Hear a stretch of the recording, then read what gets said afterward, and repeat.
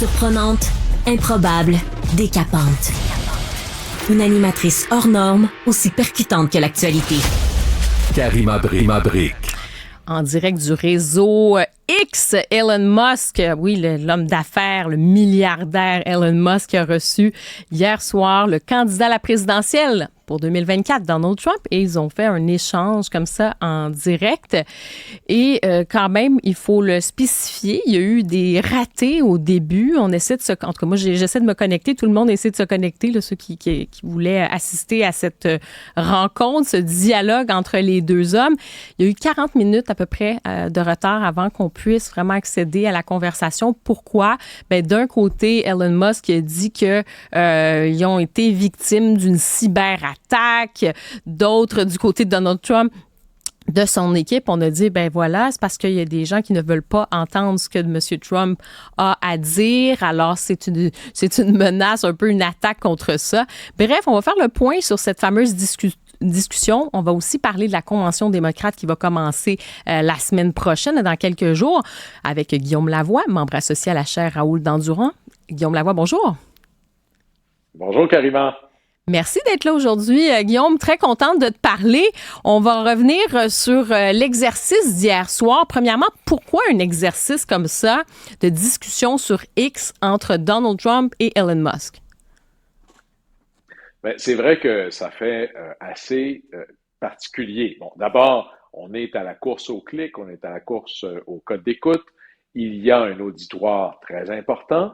Ce qui est surprenant là-dedans, c'est qu'Elon Musk, oui, c'est l'homme le plus riche du monde, c'est le patron de SpaceX, mais c'est aussi le patron de Tesla. Et de voir que le propriétaire du plus grand fabricant de véhicules électriques au monde décide de donner vraiment là, une opportunité en or au seul candidat politique que je connaisse qui méprise et ridiculise et vraiment est presque contre l'idée de véhicules électriques, c'était quand même assez extraordinaire. Ça prouve que la politique n'est pas toujours parfaitement rationnelle. Mais vraiment, c'était une opportunité d'affaires pour les deux, où Trump, lui, gagnait des auditeurs supplémentaires et Musk, lui, amenait ou ramenait sur Twitter ou sur X une partie d'une droite populiste qui était en train d'essayer de se trouver d'autres endroits. Et c'est pas nouveau pour X de faire ça, là. Il est déjà allé chercher les gens qui étaient un peu remerciés ou tassés de chez Fox News, Tucker Carlson, par exemple.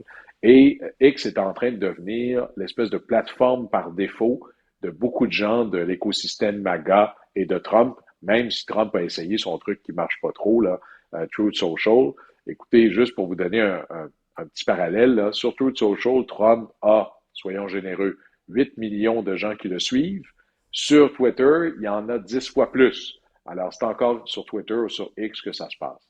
Ben c'est ça, il faut juste rappeler aussi, là, Guillaume, qu'à un moment donné, avec tout ce qui s'était passé, avec cette révolte, l'assaut du Capitole, avec tout ça, il avait été éjecté là, de X, en fait, anciennement Twitter, Donald Trump, et avec le rachat par Elon Musk, il l'a ramené dans le giron. Entre-temps, M. Trump avait créé son propre réseau, Truth Social, ce que tu as dit, mais bon, qui n'a pas nécessairement le même succès, ou en tout cas le même nombre d'abonnés, ça c'est certain.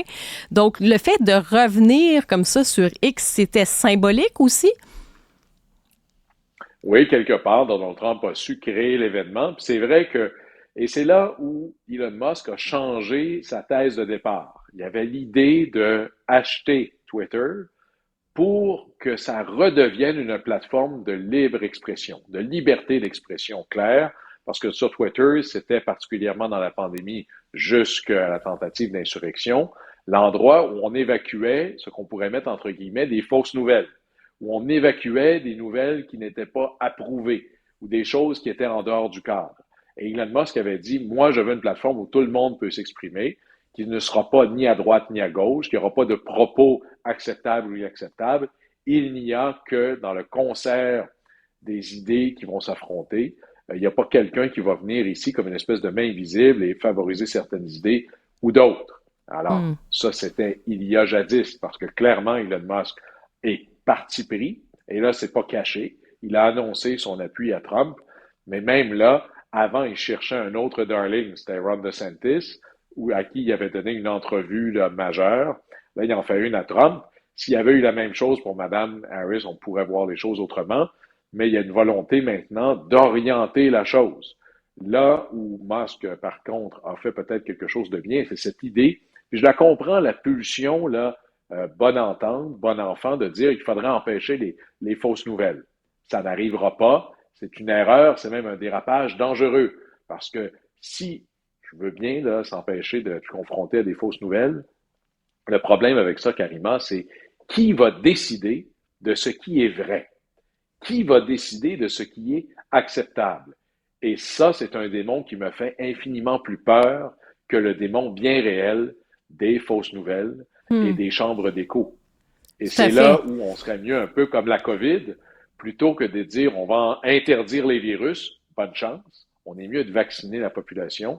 Ici, le vaccin, c'est de réapprendre à la population à penser par elle-même, à évaluer les arguments sur la base de la valeur factuelle qu'ils avancent et d'avoir une capacité à penser.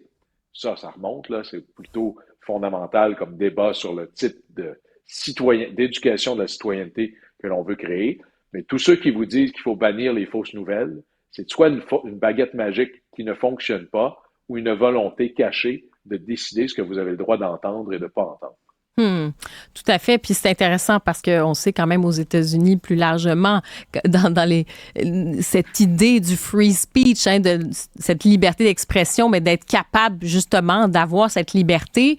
Cette liberté-là, elle était quand même attaquée là, au cours des dernières années, ou à tout le moins, il y a des critiques à ce chapitre-là. Et c'est intéressant parce que autant Elon Musk est l'ennemi aussi numéro 1 pour plusieurs en disant mais ce gars-là permet toutes sortes de choses sur sa plateforme, et il est arrivé quelque chose d'ailleurs hier avant cette conversation, appelons-le comme ça. C'est le commissaire européen Thierry Breton qui a envoyé une mise en garde à M. Musk et lui a dit attention, il faut respecter les lois européennes et les lois des règles de la modération sur sa plateforme. Donc il a envoyé un avertissement. Et il y a eu toute une réponse, par le biais un petit peu humoristique, mais c'était une réponse là, des fins de non-recevoir de M. Elon Musk, en gros, qui a dit finalement un peu « allez vous faire FFF ». Là. Oui, allez vous faire voir chez les Grecs, essentiellement. C'est ça, merci. Mais il y a là, ici, cette tentative, et c'était la réponse de Musk était grossière, voire malhabile, mais la manière dont le commissaire européen s'est lancé dans le dossier avait des fins politiques partisanes évidentes. Alors, se mettre à l'avant, se faire voir, mais moi, je me méfie profondément d'un gouvernement qui viendrait me dire « ceci est un propos acceptable, ceci ne l'est pas, au point que vous ne devriez pas pouvoir l'entendre. » Et ça, c'est probablement une dérive bien plus grave que le reste.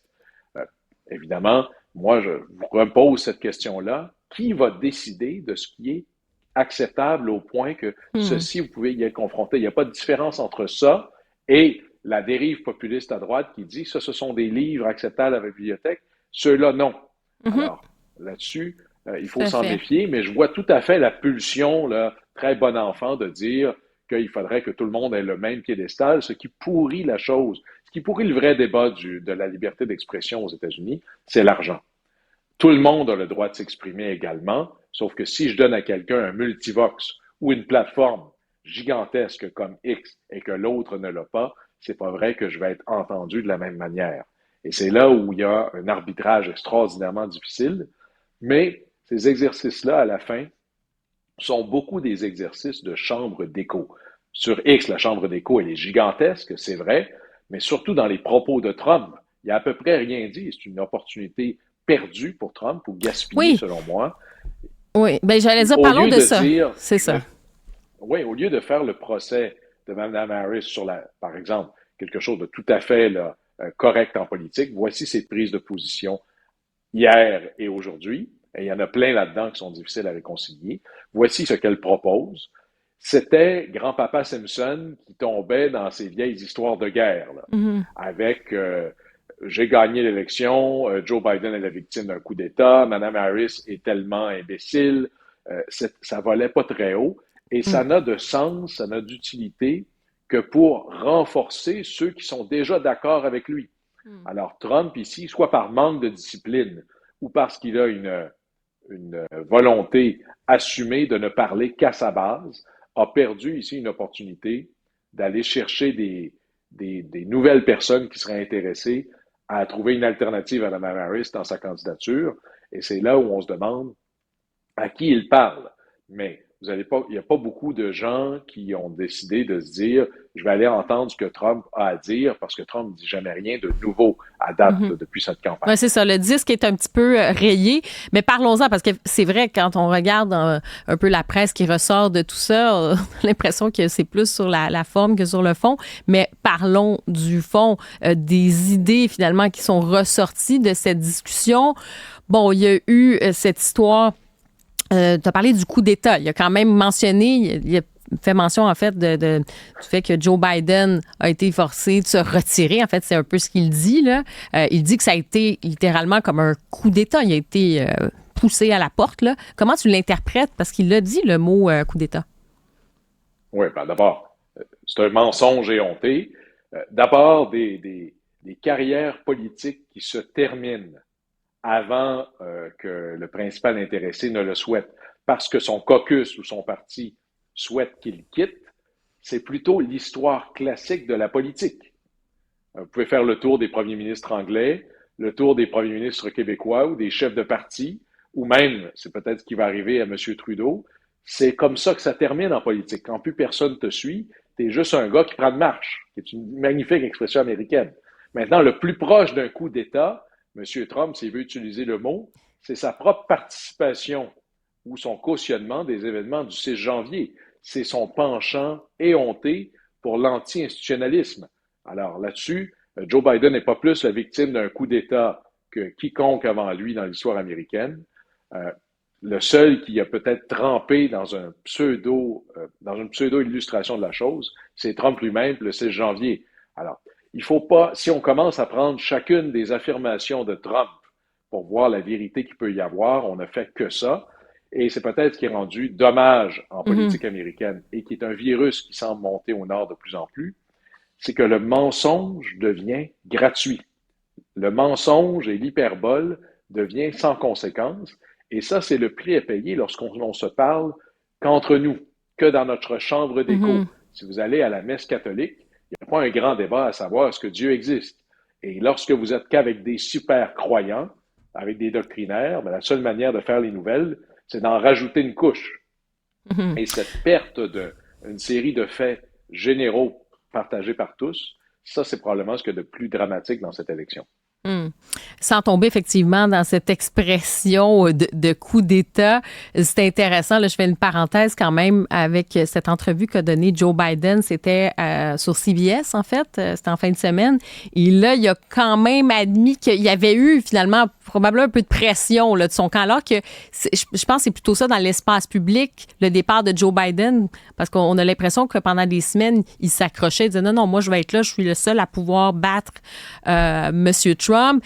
Et on sentait qu'effectivement, il y avait de la pression, comme tu l'as mentionné. Là, à un moment donné, il y a une pression du camp qui fait, ouais, on fait nos calculs, puis manifestement, ça sera pas notre homme si on veut vraiment gagner.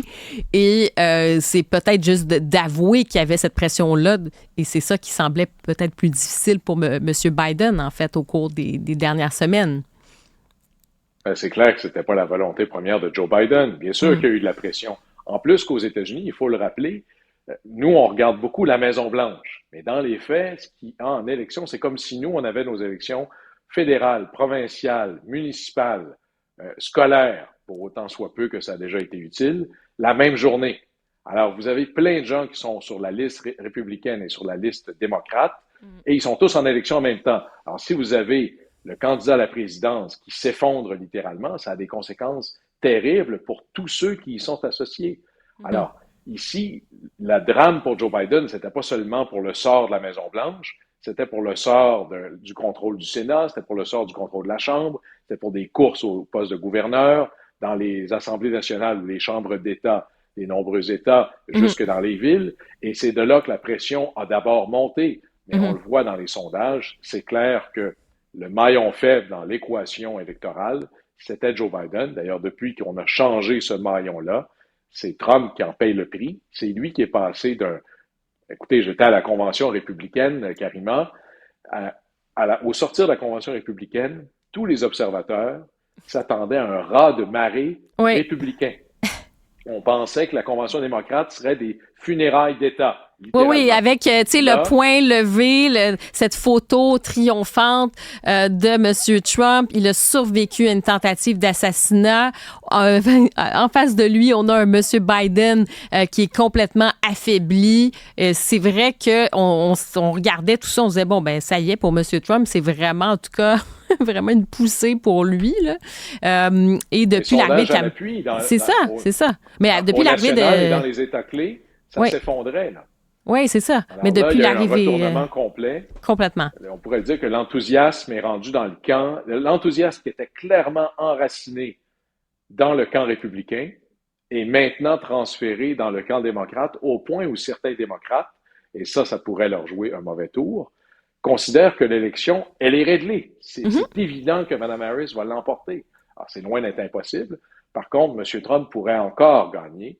Mais là, les démocrates qui en finissent plus là, de marcher sur l'eau, d'avoir des cycles médiatiques positifs, presque, entre autres, parce qu'ils ont évité tous les pièges, parce que Trump, lui, gaspille toutes les opportunités, s'en vont dès le début de la semaine prochaine en convention. Et là, ce sera la rencontre d'un écosystème médiatique, d'un parti politique avec une unité, je dirais, tactique et à peu près Hollywood et les grandes fortunes. Alors, tout le monde veut être à Chicago maintenant. Ça va être une énorme fête, là. Bien, c'est ça. Parlons-en de ce qui s'en vient. Convention démocrate.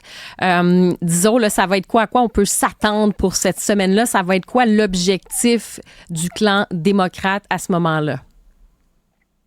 Bien, d'abord, je dirais de concrétiser encore plus que l'enthousiasme et l'avenir appartient au camp des démocrates. Qui est le candidat du passé? Est-ce que c'est Mme Harris parce qu'elle était essentiellement une extension de l'administration Biden, qui est l'administration sortante, ou elle est complètement nouvelle et elle va nous parler du futur? Ou c'est Trump qui, lui, est le candidat du passé? C'est ce qu'on va sûrement marteler beaucoup dans cette campagne-là. Les démocrates sont à peu près pas du tout dans les policy, en anglais, dans les politiques, dans les promesses de nous allons faire X ou nous allons faire Y. On est dans la politique du feeling, du ressenti. Et alors, en gros, le ressenti, c'est que c'est la modernité et le bonheur avec les démocrates et le retour en arrière et la noirceur avec les républicains. Et on pourra, comme ils ont plusieurs vedettes prêtes à servir chez les démocrates, attendez-vous, d'abord, ça prend une journée dédiée à Joe Biden. C'est un personnage essentiel dans la vie politique de l'histoire du pays. C'est un président qui a été majeur. Et on le verra dans quelques années à quel point certaines de ces politiques sont déterminantes pour le monde et l'avenir du pays. Alors là-dessus, il y aura une journée qui sera dédiée à dire c'est pas qu'on vous a mis dehors, c'est que vous êtes un homme d'État fantastique. Alors il va y avoir une journée là-dessus. Il faut que Joe Biden sorte de là autrement qu'avec un goût amer dans la bouche. Ensuite, ça va être le festival des présidents, des anciens présidents super vedettes du moment. Obama, Clinton. Et après ça, il faudra mettre en scène le vice-président, M. Walz, que à peu près personne connaît, et comment Mme Harris, qui a été projetée à l'avant-scène relativement récemment, ça fait même pas un mois, viennent se donner le rôle ou une posture de c'est elle la prochaine commandante en chef. Alors, il y a beaucoup de choses à accomplir et à faire, et en même temps, mettre en avant des candidats au Sénat, à la Chambre, à des postes de gouverneur, et taper sur le clou des différences politiques majeures. Notamment, vous allez entendre parler beaucoup d'avortement ou de droit d'accès à l'avortement et relativement peu d'immigration et de protection de la frontière qui devraient être les thèmes forts de Trump. Ben oui, d'ailleurs, il l'a mentionné d'ailleurs dans la conversation avec Elon Musk. Hein, il parlait de déportation massive, notamment pour les immigrants illégaux qui pourraient être des criminels. Donc, il a mentionné tout ça. Donc, toi, tu dis ça va être le thème peut-être plus de M. Trump. Et du côté des démocrates, on va être sur plutôt la protection, comment on va articuler tout ça? Ils ont eu un coup de génie, les démocrates, c'est de reprendre à leur compte une rhétorique typiquement républicaine, c'est celle de la liberté. Ils parlent de freedom. Il faut protéger nos libertés. Actuellement, c'est les républicains qui disent ça. Protéger les libertés à la sauce démocrate, ça veut dire c'est pas au gouvernement de débarquer dans ma bibliothèque pour me dire ce que j'ai le droit de lire ou pas. C'est pas au gouvernement de venir me dire comment je devrais gérer mon corps. C'est pas au gouvernement de venir me dire quel propos est acceptable ou pas, ou qui je devrais avoir le droit de marier ou pas. Et de reprendre tout ça, qui sont des thèmes profondément démocrates, mais à la sauce de préserver mes libertés, empêcher un gouvernement de venir s'installer dans mon salon, dans ma chambre à coucher, dans ma bibliothèque, dans mon école. Il y a un coup de génie rhétorique ici, et on sent que les républicains sont presque pris à contre-pied là-dessus. Mais ça va être très intéressant de surveiller tout ça. Finalement, c'est comme un gros show, un Super Bowl de la politique. Il faut mettre le paquet pour lancer la machine. Guillaume Lavoie, c'est toujours un plaisir et bien sûr, on va surveiller vos analyses. Vous serez là-bas à cette convention démocrate. Merci d'avoir été là aujourd'hui. C'était un plaisir. Bonne journée. Au plaisir.